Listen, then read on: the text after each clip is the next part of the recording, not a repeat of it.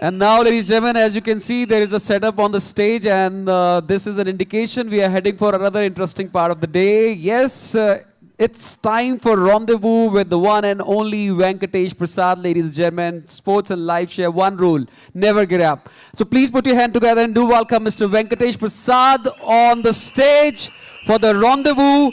And to do the candid rendezvous, I would also request Mr. Tarun Thakur, our Senior VP Operations and Delivery, to join us on stage.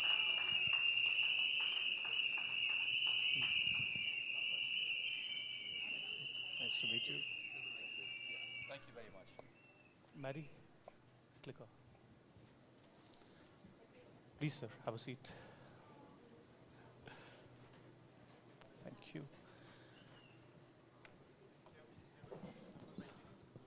Hi, Venky, sir. How are you doing?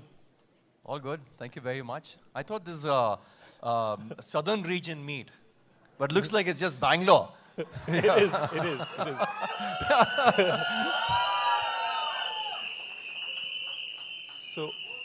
So you misled me, saying that the southern region Yeah, this is more of Bangalore, a bit of Chennai, a bit of Vijayawada, Hyderabad, and Madurai. Okay, that's great. So welcome to HCL Healthcare, truly an Indian company. We have flavor from all these states. Thank you. Thank you so much for being here with us today. And I'm honestly thrilled or excited beyond imagination to meet with someone with as many legendary performances as you in the Indian cricket. A big round of applause to Venkatesh Prasad. Thank you. I'm Tarun Thakur, and I've got to admit that even now, those epic spells that you had bowled in the 1990s, especially the 1996 and early 2000s, those keep replaying in our minds whenever we sit together with our friends and discuss about the cricketing moments which changed our lives as teenagers. You know, the way you bounced back. We will talk about that later, but I'm excited to touch upon that point. So what we're going to do today is we will have this section divided into three parts. First of all, it'll be knowing a little more about you. I'll be showing you certain clips and few pictures, and there'll be certain questions I'll be asking. Then we will have audience round, and so we've taken questions from the audience beforehand. And finally, we will have a rapid fire round. Are you ready? Yeah, sure, of course, yeah. Great.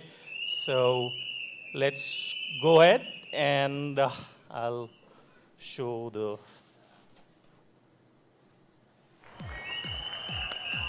And the response from Amir Sohail is magnificent. He's down the track, and really it's been a flat-batted tennis shot over covers for four.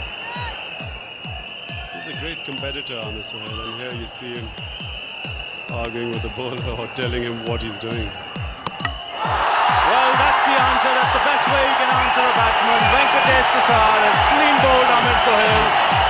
Sohail losing a bit of concentration, having a chat with the bowler, and having his off-stump peg back next ball.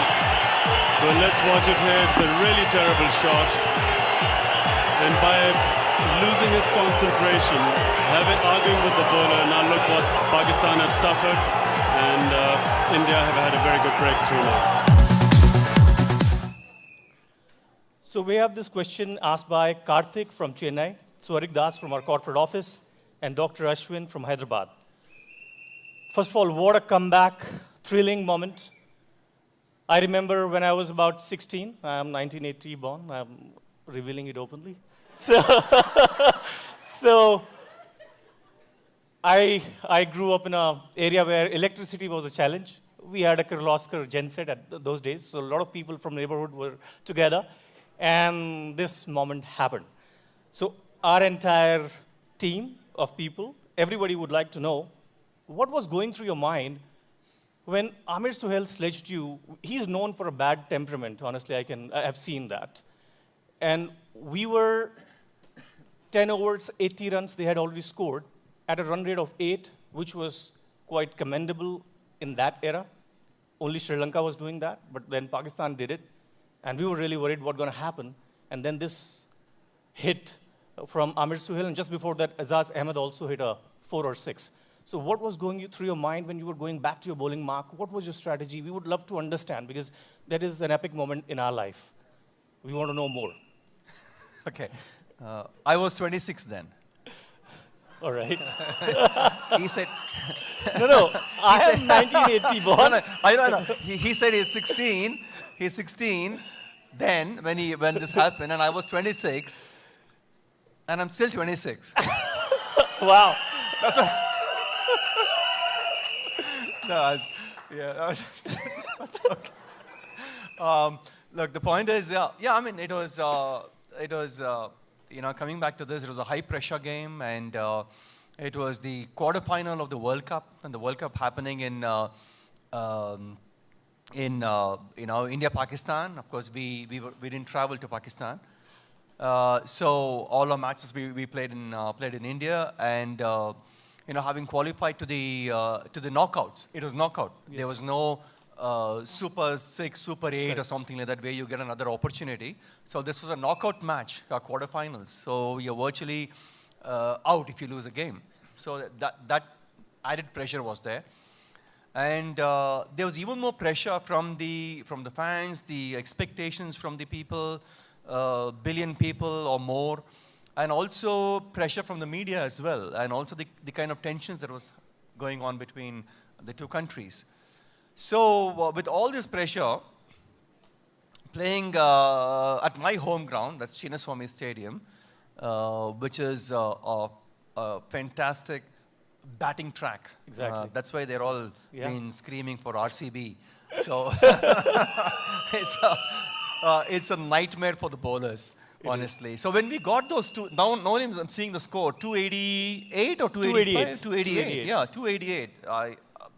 So it was, obviously when I, before getting that wicket, it was 113. 113 and for it one. was 14 point, and it was 14.5 deliveries or something like that. Yes. And those days it was, the power play was 15 overs.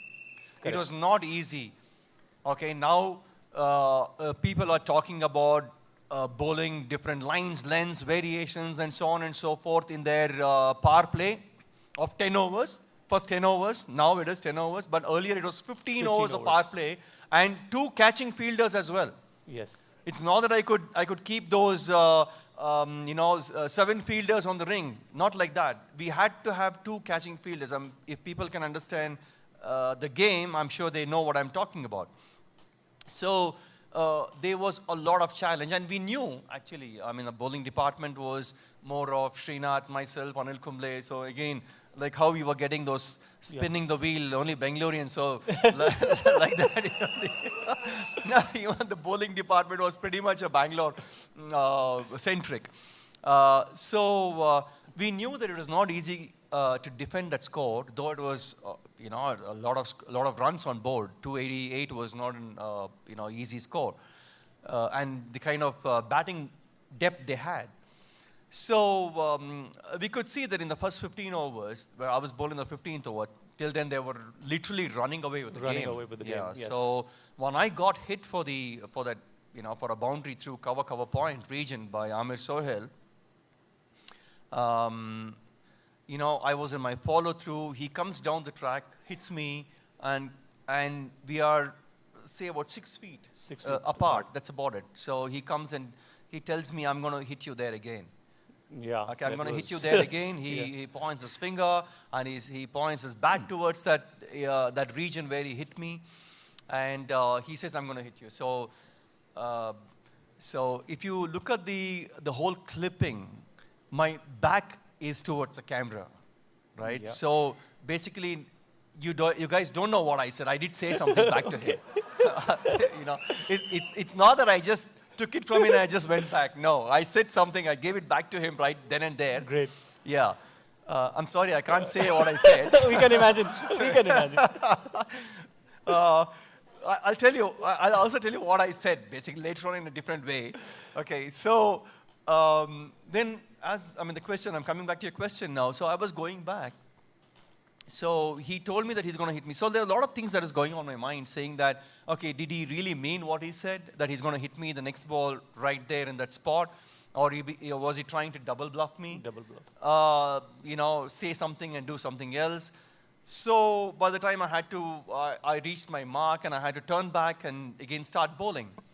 And since bowling is a closed skill where you already made up your mind, made a decision, this is the ball that you're going to bowl. So all I said to myself is, I don't care what he does.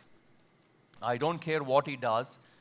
All I'm going to do is to back myself, back my ability, back my skill, and back the ball that I've been bowling all my life. That is the leg cutter. Yes. That's something which I've been practicing and practicing over and over again, days after day and weeks after week and so on. So I said, I'm going to stick to that stock delivery. I'm not going to change anything just because he said something to me. Correct. So I just backed myself, backed my ability, as I said, just went and just delivered and executed that and literally gave everything behind the ball, and the rest was history. So after I got him, obviously the send-off was very important. Well, it was not staged anyway. It was not staged. It was spontaneous. Yeah. And obviously I was showing my finger to the pavilion. So I was telling him to go back to the pavilion. And also, I said what Mr. Kohli keeps saying. Yeah. That Ben Stokes. He keeps saying Ben Stokes, right? That's what he uses. We understood. That's what I said. Yeah. That's what it is all about. Yeah. So, well, the point was, you got to believe in yourself. Like what a lot of awardees have done here to get those green apple. Yes. You started believing in yourself, saying that you can do it, right? That's what is important, and you got to follow it up as well. So that's the message that I can give you, and you got to keep on working. So it's work in progress. Just by getting an award today doesn't mean it's the end of it. Yeah, it's work in progress. You have to keep on working, and the reason that I'm able to sit here and say I'm still 26 is only because of that. It's work in progress. Awesome. Beautifully articulated, Venky. Venky, sir, I would call you. No. Though Please you are call me 26. Venky. No. Yeah, that's what I'm known in the cricketing field, and a lot of my schoolmates call me BK. BK. You asked me, Yes, should I call you BK? Yeah. Because when someone calls me BK, I know he's my schoolmate. Yes. Yeah, and somebody calls me Venky, it's from the cricketing thing. I played gully cricket, so that's why I thought Venky. I took the liberty of calling you. Please. I'm fine. So we'll quickly jump on to the next clip. This is an interesting one.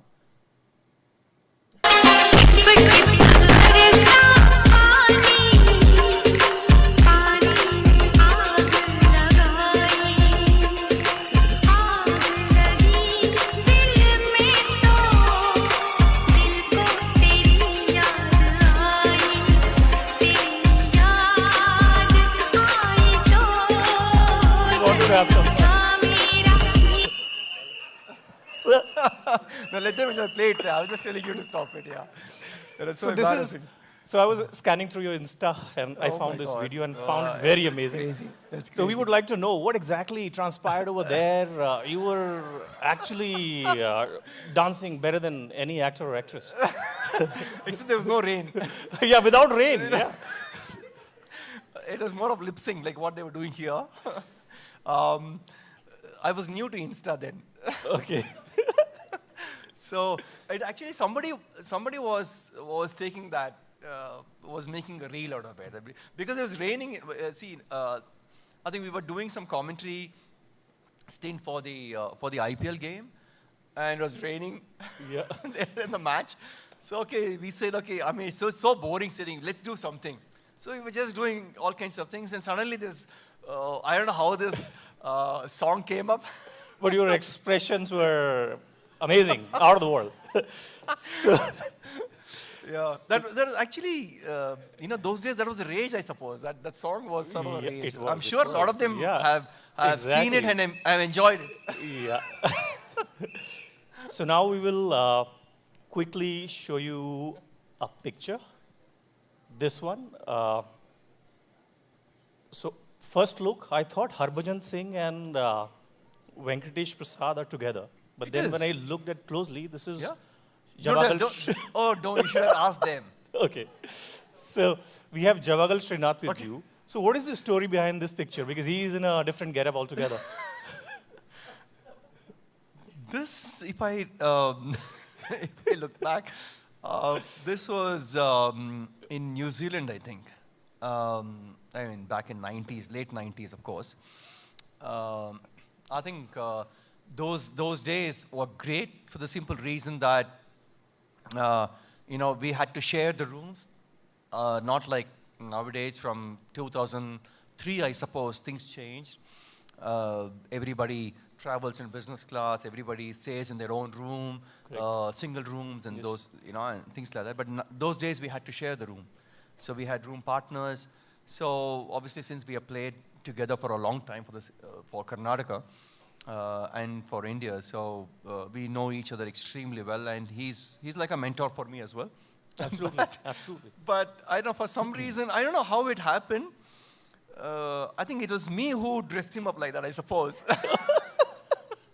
Just keeping some tennis ball there and tying up that knot and all kinds of things, yeah. But it was extremely sportive as well. I'm looking at the same screen there as well, so that's why I'm just looking at there and talking. So it's extremely sportive. And he's a prankster, I'm telling you. Oh my God, yeah. Okay. For a change, he let me do that for him.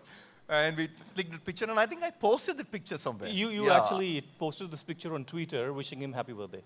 Oh, okay. Okay. Quickly now, I'll move to another side of your personality, another picture of yours. This is Venkatesh Prasad, truly an engineer and still pursuing different certifications, degrees. So which degree or qualification you attained in this one? Yeah, this was say about 3 years back, 3 to 4 years back, 3 years back, I should say, when I did my post-graduation in International Sports Management from University of London. So Great. I always wanted to know more. I always wanted to learn more, educate myself, and I was just thinking what to do. And I was actually looking to do this, say about in mid 2000, like 2015ish. But for some reason that program was not there. It was some other university in England was doing it. I don't remember that. So they had stopped it. And then, and also I got extremely busy actually with my coaching assignments and commentary assignments and so on. So I couldn't really pursue it. And then I think I had during COVID, in 1920 COVID, so I had a lot of time. So sitting at home, that's when I said, okay, why not do this? So that's why I was trying to approach the university, and they said, yeah, they've started this program. I enrolled myself. It was I could have done it in 2 years, but I did it in 1 year. 4 subjects, 2 core and 2 electives. Wow, great. Yeah, so various subjects. It was extremely good. Financial management in sport, sports strategy, governance and leadership was another one, which was a core subject.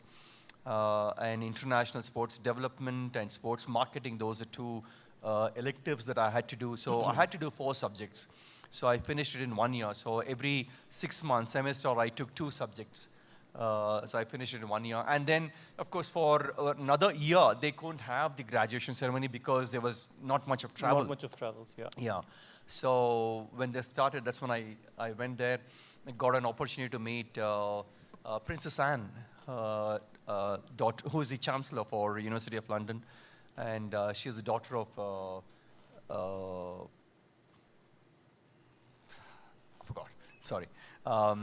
So it was a great learning for me. So I wanted to use that at some point of time, and I'm still waiting for the right time to use that post-graduation degree. So I mean, what I would like to say is, learning doesn't stop. You have to keep on learning. You have to keep on, progressing. That's what I meant. So there is something you can keep learning from every day to become a better person. Great, great. So, Venky, we have now some questions from the audience, and we'll pick some pace while asking questions. Now, the first question is, most of your memorable spells have come against Pakistan. 1996 World Cup, 9th March, you took 3 wickets. All the top order batsmen were out, wicket taken by you. 1999 Pakistan, again, World Cup. You were the man of the match, I believe, 5 for 27.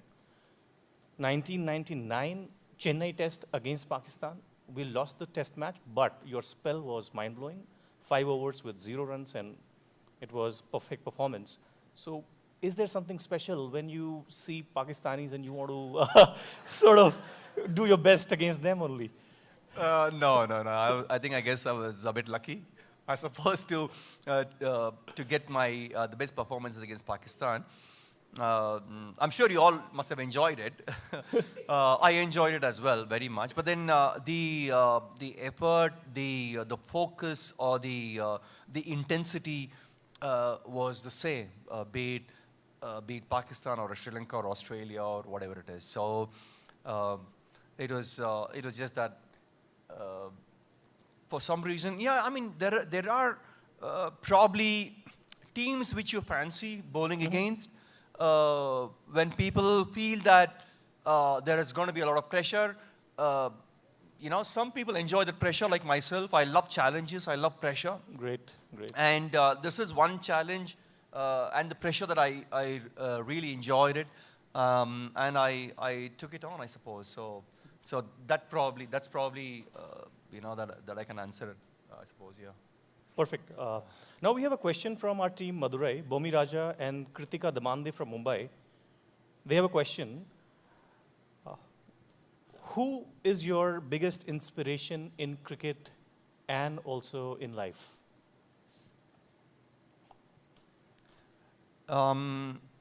Biggest inspiration, I would say it's Kapil Dev in the cricketing field. Because when India won the 1983 World Cup in England, I mean, nobody had even thought that India could win, like how it was in 2007 when we won the T20 World Cup. Okay, so nobody could even believe that we could win a T20 World Cup in 2007 because we never had any sort of an experience. And I was coach then. I was the bowling coach for the team, and I was pretty much coaching the whole squad. Having said that, 1983, I was 13 years, and and playing cricket on those gully and tennis ball cricket and those sort of things. And when we just heard that India won, I don't know, the feeling was completely different. We all celebrated. We didn't do anything, right? I didn't watch the game. The televisions were far and few then. I didn't have any television at home then, right? We just heard the news saying that India lifted the 1983 World Cup. So it was we just celebrated. We just screamed. We just danced. That sort of a thing. That's a celebration that we had. So and Kapil Dev winning that trophy for India, I think that was a great moment for Indian cricket. Yeah. So that literally changed the landscape, I would say, for cricket in India. And he was the biggest inspiration. And off the field, it's my family. My parents and my sisters. Especially my sisters. They were extremely, what should I say, encouraging. Playing cricket, they used to encourage me a lot. Not much from my father, because he was pretty, strict. You got to study, you got to, otherwise nobody's going to give you a job and those sort of things. But then my sisters used to literally encourage me a lot, yeah. We have a question around that, but I'll come back to that later. Sudeep is indicating on the time clock, but I have certain beautiful questions which I'll definitely go and ask. You can go on. Yeah. So what advice would you give young people, and how did you handle criticism or failure in your career? This question is asked by Sheikh Imran and Dr. Himawati from Bangalore. Criticism and pressure. Criticism and failure sometimes. So what advice would you give? The question is basically young people at times when they face criticism, they get a little, worried and they just give up. But what advice you have that, persistence, or they could continue pursue their goals and all that stuff? How to handle that? Yeah, look, criticism is going to be there, failures are going to be there, pressures are going to be there. Whether even if you're writing your 10th exam, say for example, or a 12th exam, or if you're giving an entrance exam to get into medical or engineering or whatever it is, I mean, there is going to be pressure, and you might fail. And I mean, obviously, when you don't do well, there is going to be criticism. But what is extremely important is to understand yourself and to believe in yourself, in your ability. Yeah, it's not everybody cannot be 90%. Everybody cannot be cricketers. Everybody cannot be artists or some other sportsmen. And so I think you got to find yourself what you're good at. Basically, I think that's something which the parents need to do. Parents need to help their kids to identify their strengths. Address their weakness in a very positive way.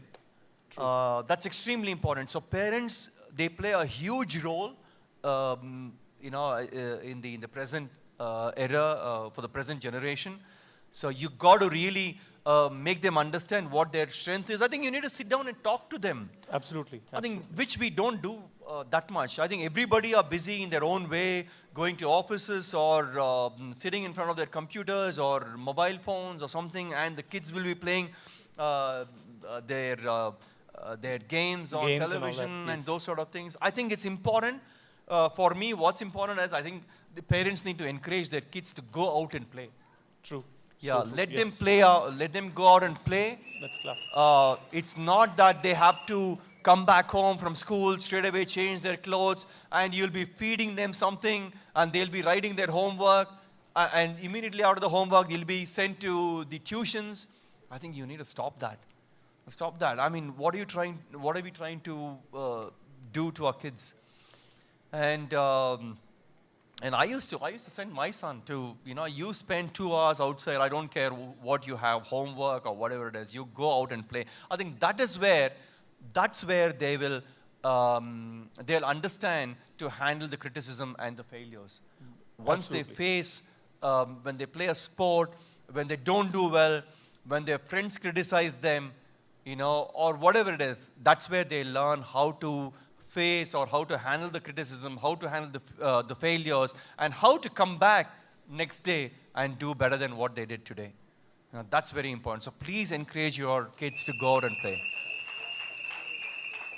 Now we are in the last section of the rendezvous. This is the rapid fire round. 1-word answer. So here we go. Most difficult batsman to bowl to? Sachin. Okay. Thank God that he was in our side. So I didn't have to bowl to him in the matches. Favorite cricket ground?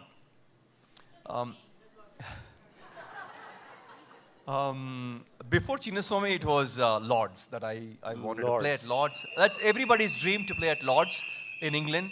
And can I elaborate a bit? Yeah, please. So it was any cricketer's dream is to play at Lords, to represent his country and to play at Lords.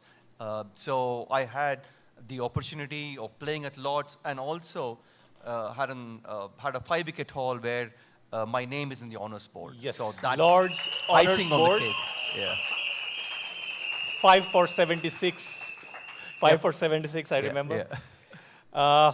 Best captain you played under? Sachin and Azhar. Favorite sport other than cricket? Now I play golf. Yeah. Okay, last question. Engineer, cricketer, coach, commentator. He's a banker too. Some of you may not know. He was a DGM in Canara Bank. GM in Canara Bank, sorry. I want to only correct there. What next? Probably administrator. Cricket administrator, maybe at some point. Yeah. Right.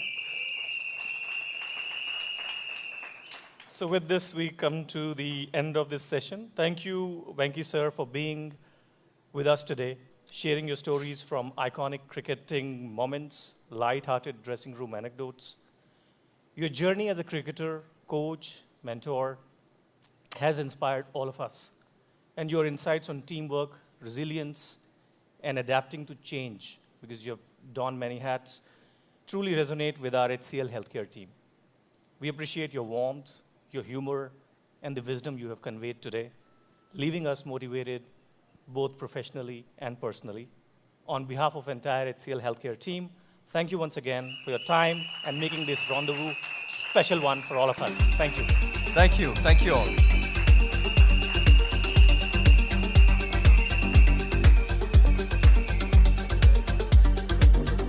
Same here.